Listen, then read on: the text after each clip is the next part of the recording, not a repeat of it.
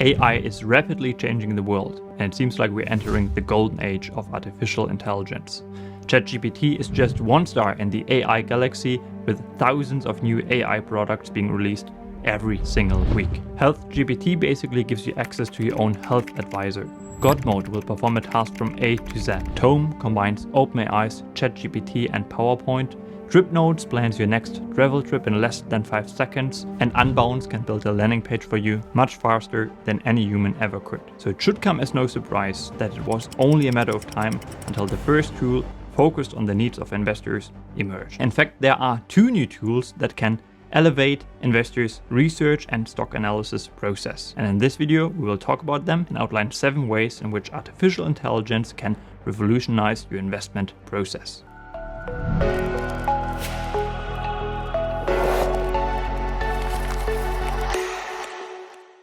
Alright, hey there, my name is René Zellman, and recently Bloomberg made headlines when they released a research paper on the latest developments of GPT, which is a large language model that was purpose-built from scratch for finance, as it is trained based on a wide range of financial data. But as this tool is not publicly available yet, we will not focus on its capabilities in this video, but instead we'll examine how another tool, Finchat, can carry out financial research for investors. To provide some context, Finchat was developed by Braden Dennis and his team, who's also the co-founder of Stratosphere.io. And just recently, the updated and improved version of Finchat dropped.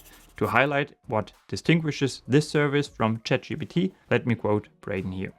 Unlike traditional ChatGPT, Finchat.io is trained on up-to-date financial data from more than 750 companies. I'll just show you some of the companies covered on screen right now. So you've got the big ones like Apple, Microsoft, Tesla, or Visa, but also lesser known companies. And to get back to the tweet, Finchat is also trained on earnings call transcripts, quarterly and annual reports, 30 NAVs, investing books, and granular business KPIs with sources. So let's jump right into what Finchat can do for investors. So I will quickly show you 7 different types of prompts that you can integrate into your investing research process. And then towards the end of the video, I will of course share my thoughts and discuss some of the advantages, but also limitations of the tool in its current form. So the first type of search that Finchat can handle are search queries related to the financials of a stock. So if we just type in summarize Amazon's revenue segments, for instance, you will get a written answer in the top section of the site. And then in addition, you will be presented some truly beautiful visualizations of the different operating segments of the e-commerce giant. So as you can see, you've got the Amazon online stores as the biggest segment, followed by Amazon's third-party services as the second biggest revenue driver, AWS representing 16% of revenue, followed by Amazon's advertising and subscription business lines with 7% each. Now, to showcase the power of the Finchat tool, here's another prompt that I have tested. How much free cash flow did Alphabet generate over the last 5 years? Please include the growth rates. And again, there will be a text-based answer at the top, and then right below it, the chatbot presents both a table and a chart highlighting how much cash Google generated per year, as well as the year-over-year growth rates. And on top of this, the AI also shows Google's operating income. Okay, let's move on to the second type of search query that Finchat can handle. In addition to typical data from the financial statements, you can also search for business-specific KPIs. So that's key performance indicators such as monthly active users, same-store sales, or average revenue per subscriber, to give you some examples here. For instance, I've asked the chatbot, how many Netflix subscribers are there and how many are subscribed to the ad-supported tier? So as you can see, the Finchat chatbot can easily handle the first part of my search query. You can once again see a table highlighting the absolute numbers and the year-over-year growth rates, although to be fair, the growth rates seem to be a little off here. I guess the decimal point simply needs to be moved to the right to accurately show the percentage growth rates. However, figuring out the number of ad-supported tier subscribers of Netflix was a little too challenging for the chatbot, as I assume this data point was simply not fed to the AI yet. But a quick Google search shows that according to internal figures seen by Bloomberg, around 1 million accounts are now signed up to Netflix ad-supported tier in the US as of March 2023. I've also tried another KPI search query. How many iPhones and AirPods has Apple sold per year? What is the growth rate of these figures and what are the projections going forward? And while the AI did not present the exact figures in terms of units sold, it presented an overview of the revenue generated by iPhone sales, as well as the total installed iPhone user base. And it nicely visualizes both of these data points. But once again, to get the exact answer to my question, I actually had to carry out some additional research myself. And while Apple actually stopped reporting exact unit sales for iPhones in 2018, I actually found a great chart on Statista, for instance, for the years prior to 2018. Now, finally, just to show what else is possible with the Finchat chatbot. It can also show stock charts, as I try to illustrate with the following prompt that you can see on screen right now. Moving on to a third type of search request that you can use with the Chat-GPT for Finance tool. Another capability of the chatbot is to ask for analyst estimates.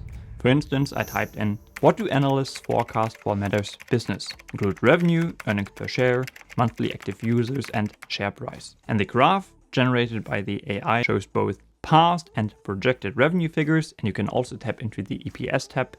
And according to Braden, so the founder of the Finchat chatbot, with their second and updated version, they've brought analyst estimates out to 2 years. I guess there's more to come. What the AI did not provide, however, were the monthly active users projections as well as price targets by analysts. All right, the fourth type of search query that you can integrate into your investing research process with the help of Finchat, and that is particularly useful to generate new investing ideas, is to ask the AI for the activity of superstar investors. So I've asked Finchat to show me Warren Buffett's portfolio, and you get this beautiful table that includes the holdings of Berkshire Hathaway, the stock's market cap, the weight of each position in the Berkshire equity portfolio, as well as the size of the ownership stake of Buffett's holding company. But once again, a part of my search request was not considered, to get an overview of Buffett's transactions, so Buffett's more recent buy and sell decisions over the last few quarters. As of now, I would be better off just heading to dataroma.com. Alright, another capability that was added to Finchat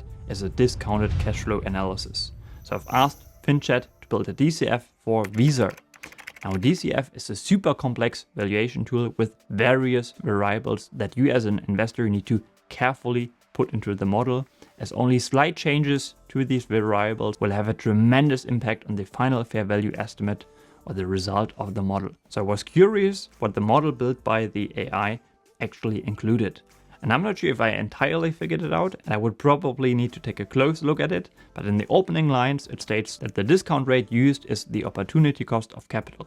So I assume the AI used the risk-free rate that is presented a little further down. It is also explained that the perpetuity growth method was used. And to not get too much into the details here, while the model may seem very impressive at first, I think what it lacks is to give me control over the inputs, which makes the DCF of the AI pretty much worthless in my opinion. I would like to determine the discount rate, which ultimately represents the rate of return that you as an investor want to achieve. The growth rates over specific time periods. I would like to include the share count as well as the debt situation, and in its current version the AI chatbot doesn't let me do any of this. Okay, we've got 2 more exciting prompts. Part of the data fed to the Finchat AI are transcripts from conference calls. So you can ask the AI for summaries or a very specific takeaway from the earnings conference calls. So I've tried 2 different requests. I found the result that I have received for the first prompt. What does Mark Zuckerberg think about TikTok as a competitor? Rather disappointing, to be honest. I follow the business of Meta quite closely, and I think one can find much more with regard to management's comments about the threat posed by TikTok. The results of another prompt focused on Etsy's business and how it makes use of AI in its business were much more promising. And once again, I will just display the results on screen right now so you can come to your own conclusion here. Finally, you can also ask the chatbot to list the major shareholders of different publicly traded companies. I've tested this feature for both the lesser known company Ubiquity, where most of the shares outstanding are owned by the owner of the business. And here the chatbot provided just a simple text answer at the top, but quite frankly, the information is false, as Robert Perrer, so the owner, actually owns 93% of the total shares outstanding. And I've done a similar search request for Meta stock, and here the chatbot actually generated once again, a beautifully looking table. This brings me to my conclusion. The chatbot offers a lot of advantages. It aims to be an all-in-one solution that provides the information needed for your stock research without having to switch between different websites. You might visit one website for the portfolios of super investors, one for financial data, another one for transcripts, and so on and so forth. Speaking of transcripts, it may be a big time saver as you don't need to scan read all of the past earnings call transcripts yourself to find specific information. And more generally, the service is pretty easy to use once you know which prompts it can handle. However, I think I've previously outlined that there are some drawbacks too. Something to be aware of is that the service isn't entirely free. As a free user, you only get 10 prompts per day, and to access more prompts, I think 50 per day, you need to subscribe to the premium version for $20 a month. Moreover, I'm actually not 100% convinced that this tool would actually save me time, as I'm not fully convinced of the reliability of the information as shown in the video. As you saw, the AI got some things slightly wrong and would always want to double check those figures, which again would just take a lot of time. But to be fair, the team wrote on Twitter that the AI, quote unquote, spits out 100% accurate KPI data because we aggregate and verify with the humans. Thirdly, another drawback is that there is no option to ask follow-up questions like you can do in ChatGPT. But the Finchat team seems to be making changes very quickly, and improvements are obviously to be expected, and I expect this feature to be added to a future version as well. Alright, please let me know in the comments down below what you think of this tool. Take care.